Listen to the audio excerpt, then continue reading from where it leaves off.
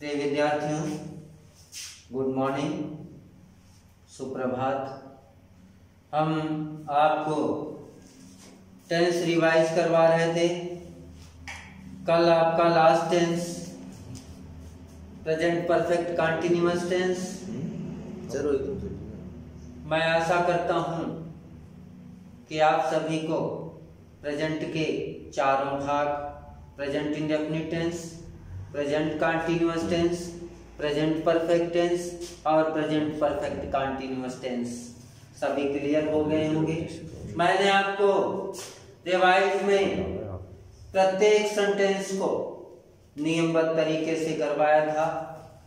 Simple sentence कैसे बनता है, नेगेटिव सेंटेंस कैसे बनता है, इंट्रोगेटिव सेंटेंस कैसे बनता है और इंट्रोगेटिव प्लस नेगेटिव सेंटेंस कैसे बनता है। मैंने चारों प्रकार के आपको नियम लिखवाए थे। उन नियमों के आधार पे आप सेंटेंस की रचना कर लिए होंगे।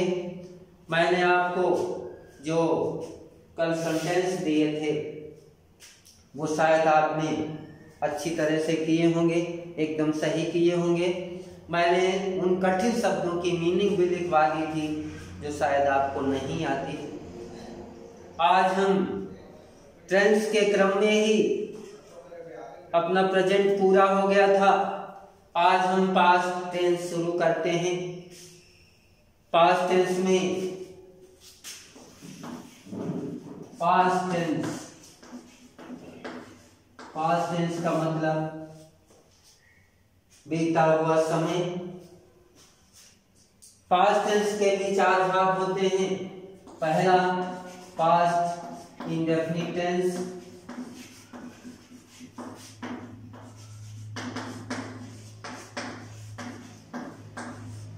हम आपको रिवाइज करवा रहे हैं और ध्यान से देखना बच्चों, इसलिए करवा रहा हूं क्योंकि टेंस के बिना अंग्रेजी आपकी अधूरी है।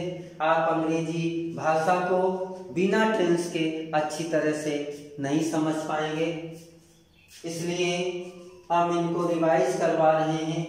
और जब हमारे सभी टेंस हो जाएंगे तो हम पुनः आपको एक बार फिर से इन टेंसों को रिवाइज करवा देंगे। आपके ये टेंस क्लियर हो जाएंगे।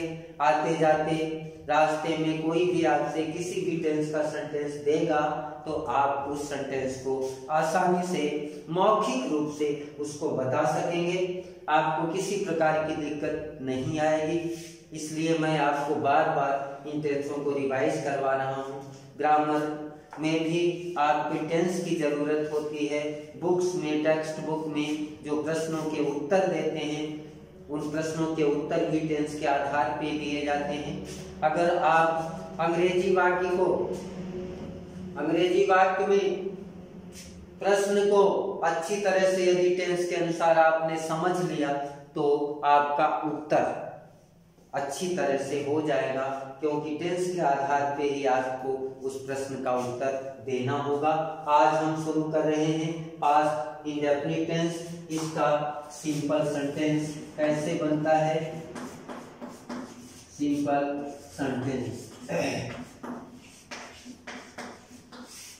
सिंपल सेंटेंस किस प्रकार से बनाते हैं, इसका रूल होता है बच्चों। सबसे पहले आपको सिंपल सेंटेंस किसी भी टेंस का हो, सबसे पहले आपको सब्जेक्ट लिखना होता है, सब्जेक्ट की अंग्रेजी। उसके बाद ये एक इकलौता टेंस होता है, एक इकलौता सेंटेंस होता है जिसमें आपको वर्ब की सेकंड फॉर्म का प्रयोग करके वाक्य की रचना करनी पड़ती है। वर्ब की सेकंड फॉर्म। उसके बाद आपको ऑब्जेक्ट लिखना। तो प्यारे बच्चों, पास्ट इंडेफिनिट का सिंपल सेंटेंस मैंने आपको पढ़ाया था, आपके समझ में भी आ गया होगा। पास्ट इंडेफिनिट का सिंपल सेंटेंस दिया होगा तो सिंपल सेंटेंस के अंत में ता था तिथि तेथे दिया होगा।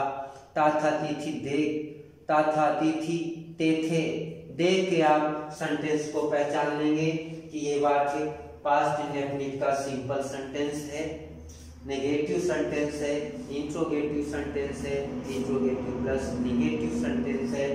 प्रेजेंट पास्ट इंडेफिनिट टेंस में वाक्य के अंत में ता था थे ही होगा।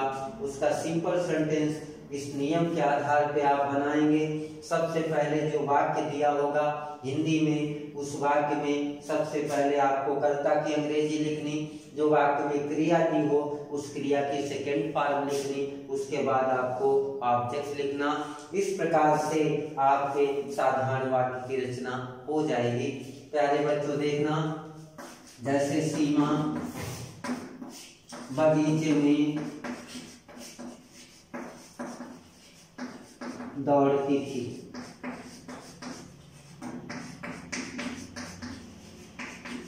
ये वाक्य दिया बच्चों, वाक्य के अंत में थी दिया, इसलिए ये वाक्य पास्ट इंडेफिनिट का साधारण वाक्य है। इसमें सबसे पहले सब्जेक्ट लिख लिया, उसके बाद वर्ब की सेकंड फॉर्म लिखनी। दौड़ना की अंग्रेजी रन होती है, रन की सेकंड फॉर्म रैन। कहाँ? In the garden. इस तरीके से बच्चों आपके साधारण वाक्य की रचना हो जाएगी। ये साधारण वाक्य का नियम। इसके बाद में आपका आता है नेगेटिव सेंटेंस। नेगेटिव सेंटेंस में भी सबसे पहले आपको सब्जेक्ट लिखना। नेगेटिव सेंटेंस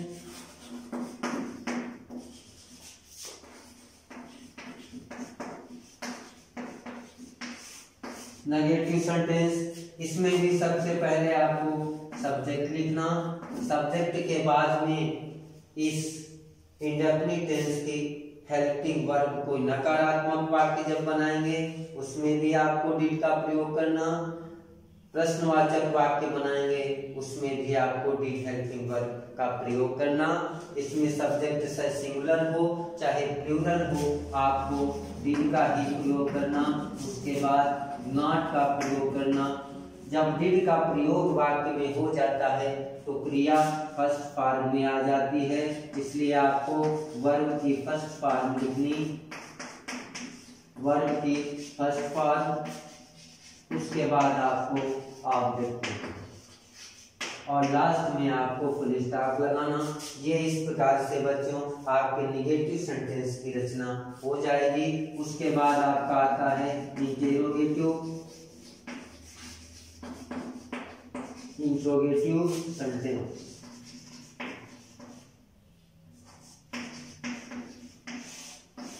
इंट्रोगेटिव सेंटेंस में बच्चों अन्य टेंसों के भांति दो प्रकार के होते हैं। पहला, जब प्रश्नवाचक शब्द वाक्य के शुरू में हो तब आपको हेल्पिंग वर्ब से वाक्य की शुरुआत करनी, डिड लिख देना। उसके बाद सब्जेक्ट आ जाएगा, उसके बाद वर्ब की फर्स्ट फॉर्म आ जाएगी, वर्ब की फर्स्ट फॉर्म, उसके बाद ऑब्जेक्ट आ जाएगा। लास्ट में आपको प्रश्नवाचक चिन्ह लगाना। और जब प्रश्नवाचक शब्द वाक्य के बीच में हो, हमने दो प्रकार के सेंटेंस बताए थे प्रश्नवाचक वाक्यों में। जब प्रश्नवाचक एक तो वाक्य होगा जिसमें प्रश्नवाचक शब्द शुरू में होगा, एक वाक्य वो होगा जिसमें प्रश्नवाचक शब्द वाक्य के बीच में होगा। जब प्रश्नवाचक शब्द वाक्य के बीच में हो तो प्यारे बच्चों सबसे पहले उस प्रश्नवाचक शब्द की अंग्रेजी लिख देना, WH वर्ड की अंग्रेजी। उसके बाद में ये पूरा नियम वैसे का वैसा लागू होगा। सबसे पहले आपको प्रश्नवाचक शब्द की अंग्रेजी, WH वर्ड की अंग्रेजी, इसको हिंदी में प्रश्नवाचक शब्द बोलते हैं। प्रश्नवाचक शब्द की अंग्रेजी लिख ली, उसके बाद आपको हेल्पिंग वर्ब, उसके बाद सब्जेक्ट, उसके बाद वर्ब की फर्स्ट फॉर्म,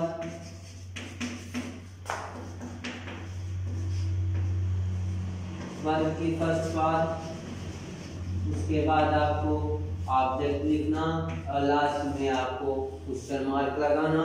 तो प्यारे बच्चों, इस प्रकार से आपके प्रश्नवाचक वाक्यों की रचना हो जाएगी। जब प्रश्नवाचक शब्द वाक्य के शुरू में हो तब आपको हेल्पिंग वर्ब का प्रयोग करके वाक्य की शुरुआत करनी। जब प्रश्नवाचक शब्द बीच में हो तब आपको जो प्रश्नवाचक शब्द वाक्य के बीच में दिया उस प्रश्नवाचक शब्द की अंग्रेजी को पहले लिख लो, उसके बाद हेल्पिंग वर्ब, उसके बाद सब्जेक्ट, उसके बाद वर्ब की फर्स्ट फॉर्म और लास्ट में ऑब्जेक्ट और सबसे लास्ट में आपको प्रश्नवाचक चिन्ह लगाना है। उसके बाद आपका आता है interrogative plus negative sentence. Interrogative plus negative sentence.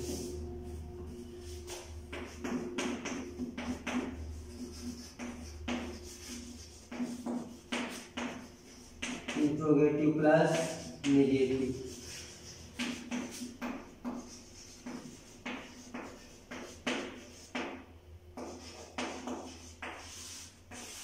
Interrogative plus negative sentence. इसमें भी बच्चों दो प्रकार के वाक्य होते हैं। पहला, वाक्य के शुरू में प्रश्नवाचक शब्द होगा और नकारात्मक शब्द भी होगा, दोनों होंगे।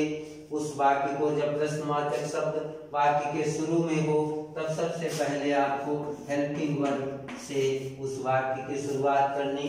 डिड लिख देना। डिड के बाद आपको क्या लिखना बच्चों? सब्जेक्ट लिखना। सब्जेक्ट के बाद नॉट का प्रयोग करना। उसके बाद वर्ब की फर्स्ट फॉर्म आएगी, वर्ब की फर्स्ट फॉर्म, उसके बाद ऑब्जेक्ट है, लास्ट में क्वेश्चन मार्क। जब प्रश्नवाचक शब्द वाक्य के बीच में हो तो सबसे पहले WH वर्ड की अंग्रेजी, WH वर्ड की अंग्रेजी, उसके बाद हेल्पिंग वर्ब, उसके बाद सब्जेक्ट, उसके बाद नॉट का प्रयोग, उसके बाद वर्ब की फर्स्ट फॉर्म, वर्ब की फर्स्ट फॉर्म, उसके बाद ऑब्जेक्ट, लास्ट में क्वेश्चन मार्क। इस प्रकार से बच्चों ये दोनों प्रकार के सेंटेंसों की रचना आप कर सकते हैं। जब प्रश्नवाचक शब्द वाक्य के शुरू में हो तब आपको इस नियम के आधार पर वाक्य की रचना करनी। जब प्रश्नवाचक शब्द वाक्य के बीच में हो तब इस नियम के आधार पर आपको वाक्य की रचना करनी। इस प्रकार से बच्चों ये अपना पास्ट इंडेफिनिट टेंस पूरा हुआ। इसके आप वाक्य लिख लो 5, वो आपको घर पे बनाने हैं होमवर्क के रूप में, और ये होमवर्क जरूर करना। कल मैं आपको आपका ये होमवर्क चेक करूंगा। मैं वाक्य ब्लैक बोर्ड पे बना दूंगा, आप चेक कर लेना सही है या गलत। वाक्य लिखिए, अध्यापक ने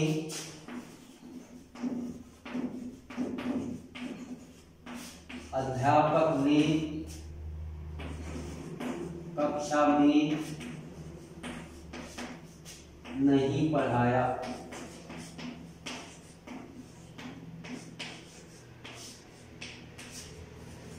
अध्यापक ने कक्षा में नहीं पढ़ाया।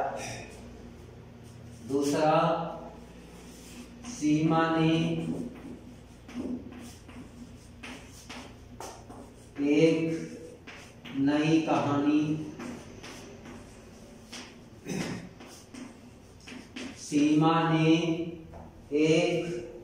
कहानी लिखी। उसके बाद है राम ने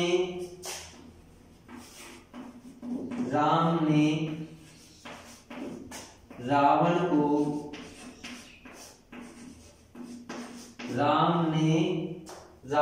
को मारा।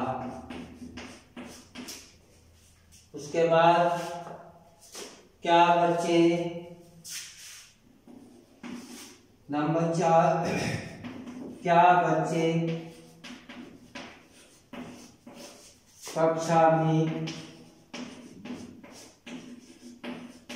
क्या बच्चे कक्षा में नहीं खेलते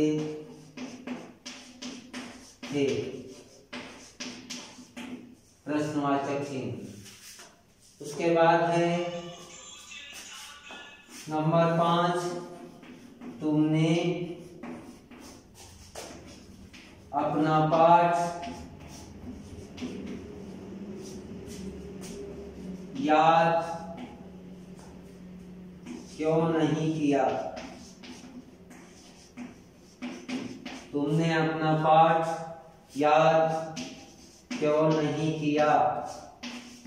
ये पांचों सेंटेंस आप होमवर्क के रूप में करेंगे। पहला है अध्यापक ने कक्षा में नहीं पढ़ाया। वाक्य पढ़ना, कौन सा जिस प्रकार का सेंटेंस है आप पहचान के जिस प्रकार का सेंटेंस हो उस प्रकार के नियम को इसमें लागू करना। दूसरा है सीमा ने एक नई कहानी लिखी। कैसा सेंटेंस है पहचान के उसके नियम को लागू करना। राम ने रावण को मारा, किस प्रकार का सेंटेंस है आप वाक्य को पहचान के इस नियम को लागू करना। क्या बच्चे कक्षा में नहीं खेलते थे? प्रश्नवाचक चिन्ह। उसके बाद तुमने अपना पाठ याद क्यों नहीं किया? इसमें बच्चों आपको अंग्रेजी आती हो वो तो लिख लेंगे, लेकिन जिसकी अंग्रेजी नहीं आती है मैं आपको लिखवा रहा हूँ। किल का मतलब मारना। उसके बाद खेलना की अंग्रेजी आती होगी, याद करना की अंग्रेजी होती है लर्न, LEARN। लर्न मतलब सीखना या याद करना। किल का मतलब मारना, लर्न का मतलब याद करना या सीखना। यहाँ पे पढ़ाना की अंग्रेजी आपको पता होगी, आप उसको लिख लेंगे। उसके बाद बच्चों आपका इसी क्रम में पास्ट इंडेफिनिट हो गया। पास्ट इंडेफिनिट के बाद आपका आता है पास्ट कंटीन्यूअस टेंस, जो मैंने आपको लास्ट में पढ़ाया था। इसके बाद हम शुरू करेंगे past perfect tense. Past perfect tense थोड़ा जटिल है क्योंकि इसको ट्विन टेंस भी बोलते हैं, क्योंकि इसमें पास्ट परफेक्ट में दो सेंटेंसों को एक साथ बनाया जाता है। किस प्रकार से बनाते हैं जब हम पास्ट परफेक्ट में पहुंचेंगे तो आपको दोनों प्रकार के सेंटेंस किस प्रकार से बनाते हैं, उनकी रचना कैसे करते हैं वो हम समझाएंगे। लेकिन अपने डिवाइस में एक टेंस अभी है, वो है past continuous tense. Past continuous tense. Past continuous tense. Past continuous tense का सिंपल सेंटेंस कैसे बनता है? Simple sentence. प्यारे बच्चों, पास्ट कंटीन्यूअस टेंस की हिंदी में पहचान होती है कि जिस हिंदी वाक्य के अंत में रहा था, रही थी, रहे थे आदि आता हो वह वाक्य पास्ट कंटीन्यूअस टेंस का होता है। बच्चों इसमें दो हेल्पिंग वर्ब होती हैं, वाज और वर। वाज का प्रयोग एक वचनकर्ता के साथ भी किया जाता है।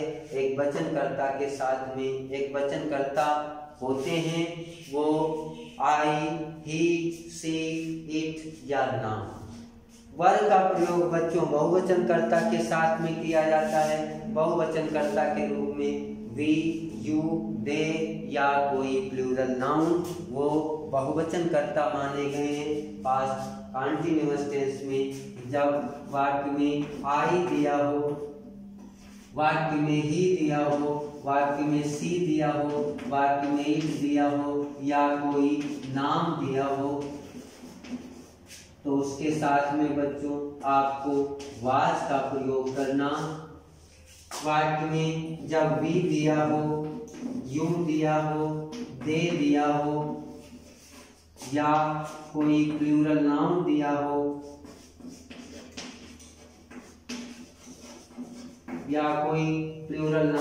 हो तब आपको हेल्पिंग वर्ब के रूप में वर्ब का प्रयोग करना। इस प्रकार से आप हेल्पिंग वर्ब का प्रयोग करेंगे। जब वाक्य में आई दिया हो, आई के साथ आपको वाज हेल्पिंग वर्ब लिखनी, ही दिया हो आपको वाज लिखनी, सी दिया हो आपको वाज लिखना, इट दिया हो वाज लिखना। कोई नाम से वाक्य की शुरुआत हुई तब भी आपको वाज करना है। अगर सब्जेक्ट वी दिया, यू दिया, दे दिया या कोई बहुवचन संज्ञा शब्द दिया तब आपको वर्ब का प्रयोग करना है। इस प्रकार से बच्चों आप हेल्पिंग वर्ब का प्रयोग करेंगे। इसका सिंपल सेंटेंस बनाने का नियम होता है विद्यार्थियों, सबसे पहले आपको सब्जेक्ट लिखना, सब्जेक्ट के बाद वाज या वर का प्रयोग करना,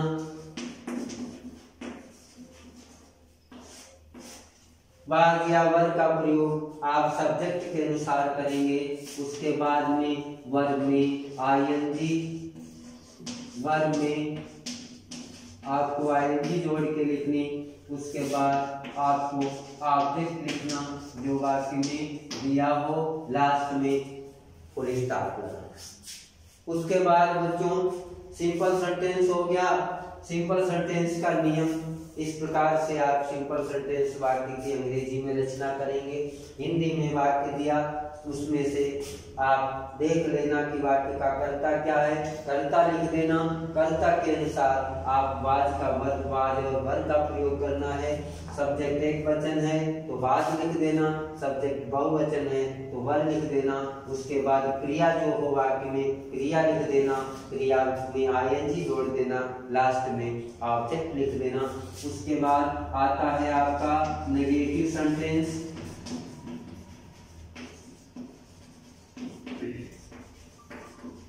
नेगेटिव सेंटेंस इस प्रकार के वाक्यों में, हिंदी के वाक्य में आपको नहीं शब्द मिलेगा।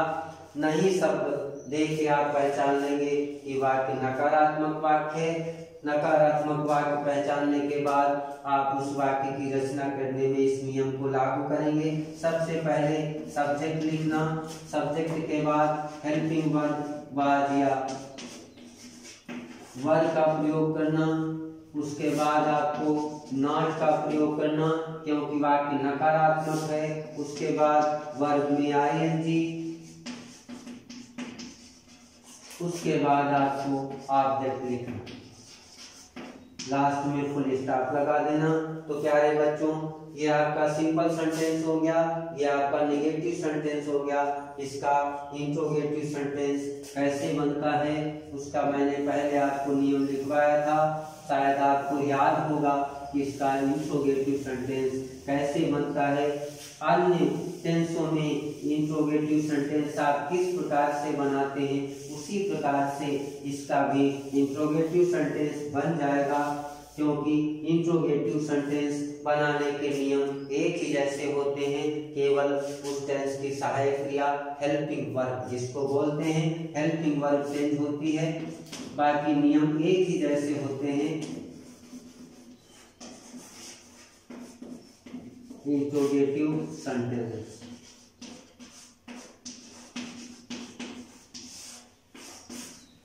जिसमें भी दो प्रकार के होते हैं। पहला जब प्रश्नवाचक शब्द वाक्य के शुरू में हो तो सबसे पहले आपको इस टेंस की जो हेल्पिंग वर्ब है उनका प्रयोग करना।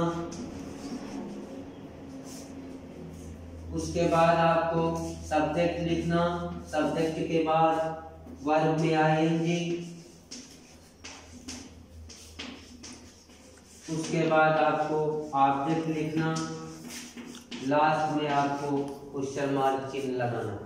उसके बाद इसी क्रम में प्रश्नवाचक शब्द जब वाक्य के बीच में हो तो सबसे पहले आप WH वर्ड की अंग्रेजी लिखेंगे, WH वर्ड की अंग्रेजी। उसके बाद में सेम नियम यही होगा। उसके बाद आपको हेल्पिंग वर्ब का प्रयोग करना, उसके बाद सब्जेक्ट लिखना, सब्जेक्ट के बाद वर्ब में आईएनजी, उसके बाद आपको ऑब्जेक्ट लिखना, लास्ट में क्वेश्चन मार्क लगाना। इस प्रकार से बच्चों ये आपका इंट्रोगेटिव सेंटेंस बन गया। इस तरीके से आप पास्ट कंटीन्यूअस टेंस के इंट्रोगेटिव सेंटेंस की रचना करेंगे। आप पहचान लेना कौन सा वाक्य प्रश्नवाचक शब्द से शुरू हो रहा है और किस वाक्य में प्रश्नवाचक शब्द बीच में है। दोनों नियम मैंने आपको लिखवा दिए, आप इन नियमों के आधार पे वाक्य की रचना कर देना। इसके बाद बच्चों आपका आता है interrogative plus negative sentence.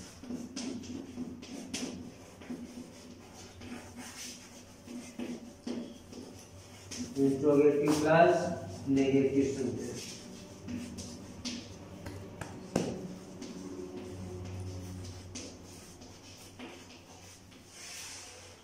Interrogative plus negative sentence. Interrogative plus negative sentence.